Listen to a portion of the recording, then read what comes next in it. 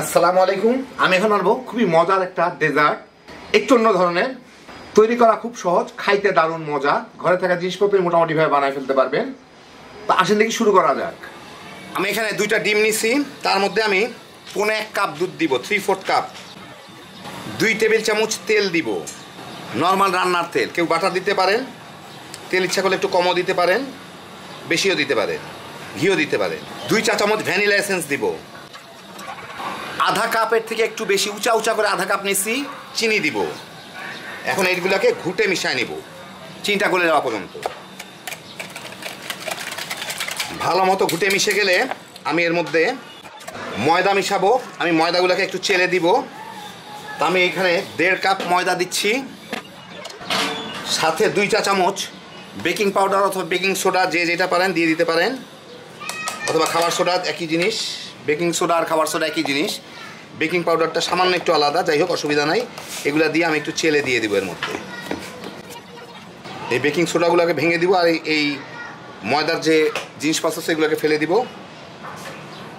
এখন এইটাকে ভালো মতো একটু মিশায় তারপর একটু ঘুটে নিব। এইটা দিয়ে এটাকে মিশায় নিব যাতে কোনো দলা না থাকে। খুবই সুন্দর একটা ব্যাটার হইল, একদম একটু নরম নরম টাইপেরই।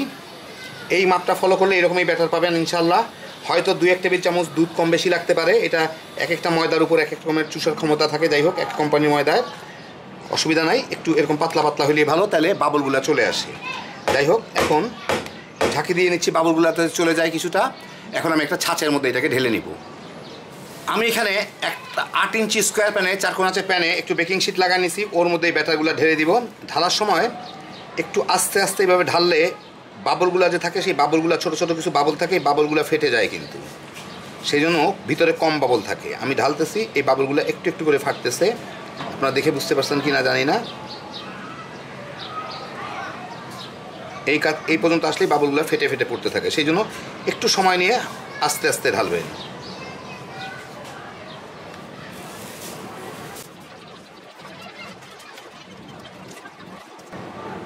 এখন এটাকে একটু ট্যাপ করে নিই, 2-4টা বাবল বড় বড় থাকলে বাইর হয়ে যাবে। এখন আমি এটাকে পানির ভাপে বেক করতে দিব। আমি এখানে একটা বড় কড়াইয়ের মধ্যে কিছু পানি গরম দিচ্ছি, পানিগুলো ফুটতেছে, তার মধ্যে একটা স্ট্যান্ড বসাই দিচ্ছি। এই যে স্ট্যান্ডটা পানি থেকে একটু পরে আছে, ওর মধ্যে আমি একটু ঢাকা দিয়ে নিই শেষবারের মতো। এই কেকের ছাঁচটাকে বসায় দিব, বসায় ঢাকনাটা দিয়ে দিব। আমি খুললাম, দেখে ফুটাটা একটু বন্ধ হয়ে গেল, এক্ষুনি আবার ফুটা শুরু হবে এটাকে। হ্যাঁ, পানিটা ফুটা শুরু হয়ে গেছে। এখন আমি চুলার জালটাকে একদম কমায় দিব যাতে গ্যাস বেশি খরচ না হয়। পানিটা ফুটতে পারলেই হইলো। এই যে পানিটা দেখা যাচ্ছে ফুটতেছে, ফুটতে পারলেই হলো। বেশি জাল দিয়ে কোনো লাভ নাই, বেশি জাল দিলেও ভিতরে 100 ডিগ্রি সেলসিয়াস হবে, কম জাল দিলেও তাই হবে। পানির টেম্পারেচার আর বাড়ানো সম্ভব না। তো এই অল্প জালে আমি এটাকে, প্রায় পাতলা জিনিস, জলদি হয়ে যাবে, বোধহয় 15 থেকে 20 মিনিটের মতো লাগবে আর কি, বাইরে থেকে দেখা যাবে। তো ওইভাবে আমি এটাকে ভাপে বেক করবো আর কি। আর এই ফুটা মুটা বন্ধ করার কোনো দরকার নাই, এটা দিয়ে কিছুই বাইর হচ্ছে না, যেটুকু বাইর হচ্ছে তাতে কোনো কিছু আসবে যাবে না। 20 মিনিট পরে একটা ভালো ফুলে উঠছে, দেখতেই পারতেছেন। এখন একটা অসুবিধা আছে, এই যে আমার এখানে 2টা স্ক্রু মতো আছে, এই স্ক্রু 2টাই পানিগুলা জমে কেকের উপর ড্রিপ করে, মানে পড়তে থাকে আর কি। তো সেই জন্য আমি ঝট করে এটা উঠাই, এখানে একটা টিস্যু পেপার সহ এটা দিয়ে দিব যাতে এর পানিটুকু এর মধ্যে পড়ে। এখন মিনিট 3-4 একটু জাল দিব এটাকে, কারণ আমি খুললাম, একটু হিট লস হইল। তারপর চুলাটাকে বন্ধ করে দিব, দিয়ে এর মধ্যেই কেকটাকে ঠান্ডা হয়ে দিব। কেকটা ততখানি ফুলতে ততখানি থাকবে না, হালকা একটু চেপে যাবে, কিন্তু যে কোনো কেকই পরের দিকে একটু চেপে যায়। তো মিনিট 2-3 জাল দিয়ে নিই। তো মিনিট 2 পরে আমি চুলাটা বন্ধ করে দেবো। তার আগে আরেকটা কাজ করে নিই, দেখে নিই একটা মাঝখান পর্যন্ত হয়েছে নাকি। এখন এটা উঠায় আমি মাঝখানের দিকে একটা কাঠি ঢুকাই, তলা পর্যন্ত ক্লিন বাইর হইলো, আমার এটা হয়ে গেছে। এখন আমি এটা ঢেকে রেখে চুলাটা বন্ধ করে দিব। চুলাটা বন্ধ করে দিলে এটা ঠান্ডা হোক এর মধ্যে, তারপর আপনাদের আমি কেটে দেখাচ্ছি। তো কেকটা হয়ে গেছে। আমি এরকম একটা 8 ইঞ্চি প্যানের মধ্যে ডেজার্টটা বানাবো। তো এই প্যানের অর্ধেক পর্যন্ত কেক হবে, 1 ইঞ্চি সাইজে কেকটা আমি কেটে নিব। তো এই হচ্ছে কেকটা। ঠান্ডা হওয়ার পরে এই কেকটাকে আমি ছাঁচ থেকে বের করে নিব, নিয়ে 1 ইঞ্চি পুরু মানে 1 ইঞ্চি মোটা করে কেটে নিব। আর এর আশপাশটা কেটে আমি এই গ্লাসের যে এই কাচের যে প্যানটা রাখছি সেই প্যানের সাইজে আশেপাশগুলো কেটে এই প্যানের মধ্যে বসায় নিব, যাতে প্যানের তলার দিকে ভালো মতো বসে। কোনাটোনাগুলোও সুন্দর গোল করে কেটে নিব। তো কেটে এখন আমি এই প্যানটার মধ্যে ভালো মতো বসায় নিলাম। দেখি ঠিক মতো ফিট হয়েছে নাকি। হ্যাঁ, হয়েছে যথেষ্ট। এখন আমি উপরের লেয়ারটা বানানো শুরু করব।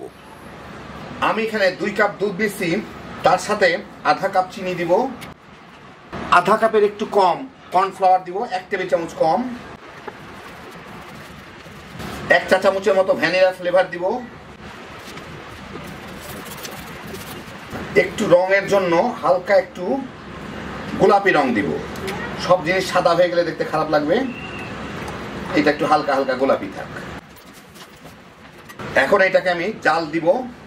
জাল দেওয়ার সময় আমাকে কিভাবে নাড়ার উপরে রাখতে হবে, খুব অল্প আছে জাল দিব যাতে এটা ঘন হয়ে যায়। তো চুলাটা জ্বালায় আমি এভাবে নাড়তে নাড়তে একদিকে ঘোরায় এটাকে আমি জাল দিব, তাহলে দলা দলা হবে না, আর কি দলা পেকে যাবে না। এই অল্প কিছুক্ষণের মধ্যে কিন্তু দুধটা জমা শুরু হয়ে যাবে। এই যে দেখেন জমা শুরু হয়ে গেছে। এখন এটা বলক আসলেই আমি বন্ধ করে দিব। এই যে বলক আসা শুরু হয়ে গেছে, এখন আমি চুলাটাকে বন্ধ করে দিব। বন্ধ করে এটা ওইটার উপরে ঢেলে নিব। কেকটার উপরে অল্প একটু দুধ ব্রাশ করে নিতে হবে। আমি হালকা একটু দুধ দিয়ে একটু ব্রাশ করে নিচ্ছি আর কি, অল্প একটু দুধ হালকা করে একটু ভিজায় নিতে হবে। হইল। এখন আমি এইটাকে এইটার উপরে ঢেলে দিব। একটু উঁচা হয়ে থাকলেও ক্ষতি নাই, কারণ যখন এটা ঠান্ডা হবে তখন কিন্তু আরেকটু চেপে যাবে। টানা হাঁচা করে লাভ নাই, 2-4টা বাবল থাকলে কিংবা যা থাকলে ওটা পরের দিকে আপনি সোজা হয়ে যাবে। আর এর উপরে আমি দিব বাদাম টাদাম দিব আমার অসাধারণ সংযোগ দেখানোর জন্য, তখন আর বোঝা যাবে না। যা দিছি একটু উঁচা হয়ে আছে, অসুবিধা নাই। অল্প একটু বেঁচে গেছে, এটুকু এমনি খেয়ে ফেলবো কাস্টার্ডের মতো, চিন্তার কারণ নেই। এখন এটাকে আমি ঠান্ডা হইতে দিব। এখন শীতকাল, বাইরে রাখলেই ঠান্ডা হয়ে যাবে কিছুক্ষণের মধ্যে, 2-3 ঘন্টা, অথবা ফ্রিজেও রেখে দেওয়া যায় ঠান্ডা করে। তারপরে আপনাদের একটু ডেকোরেশন করে আমি দেখাচ্ছি। তো এই দেখেন হয়ে গেল আমার কেক পুডিংয়ের একটা নতুন ধরনের ডেজার্ট। আর খাইতে যে কি মজা একবার বানাইলেই বুঝতে পারবেন। তা আপনাদের এবার একটু আমি এটা একটু কেটে দেখাই ভিতর দিকটা কেমন হইলো।